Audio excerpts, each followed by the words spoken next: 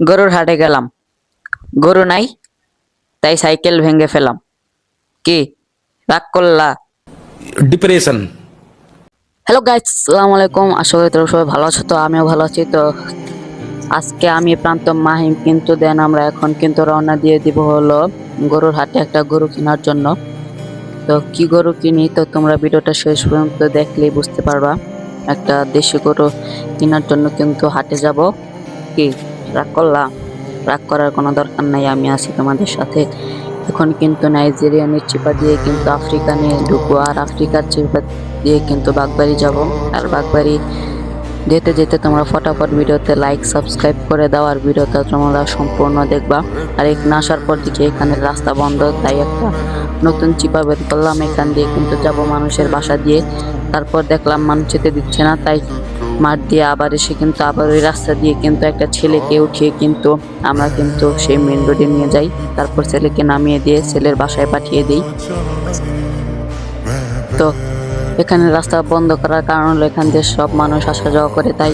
তো আমরা পিছিয়ে যে ছেলেটা দেখতে পাচ্ছি সেই ছেলেটাকে নিয়ে কিন্তু এখন আমরা কিন্তু যাব। আর সেই ছেলেটাকে কিন্তু একটা বাসার ওখানে নামিয়ে দিয়ে দেন আমরা মেন রোডের উদ্দেশ্যে বাগবাড়ি চলে যাব। তো ছেলেটাকে কিন্তু এখানে নামিয়ে দিয়ে আর আমরা এখান দিয়ে এখন মেন রোডে উঠে পড়লাম। আর মেন রোডে উঠে এই রাস্তা দিয়ে সোজা গিয়ে বাগবাড়ির পর থেকে আমি আর চিনি না। তো ওখান থেকে কিন্তু হাটটা চেয়ারম্যান বাড়ি। তো এখন কিন্তু অনেক অনেক জায়গায় কিন্তু হাট হয়েছে, আর এই কয়দিন তোমরা আমার হাটের ভিডিও পাবা। শুক্রবারে কালকে অন্য হাটে একটা যাওয়ার প্ল্যান আছে, তো কালকের ভিডিও তোমরা দেখতে পারবা ইনশাল্লাহ। আর আমার ভিডিও এডিট করতে মোট সময় লাগে হলো 1 ঘন্টার মতো। তো তোমরা কেউ লাইক সাবস্ক্রাইব করো না। তো এখন প্রান্তর শয়তানের লড়ার পর দেখো প্রান্তর অবস্থা।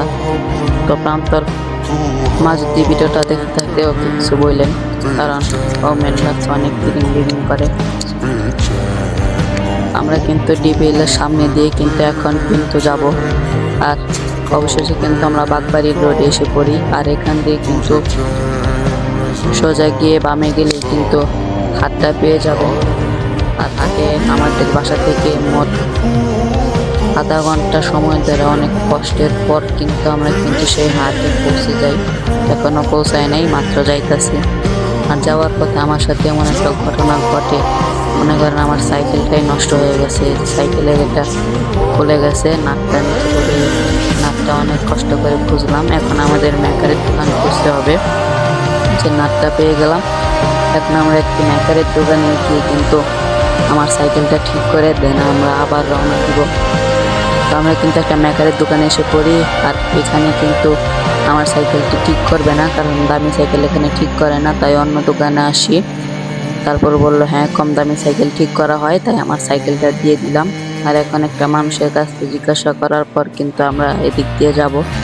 আর যাচ্ছি। এখন আমি একটু তিরিং বিরিং করলাম, পঞ্চমদানি হাই স্কুলের তলে পড়ি।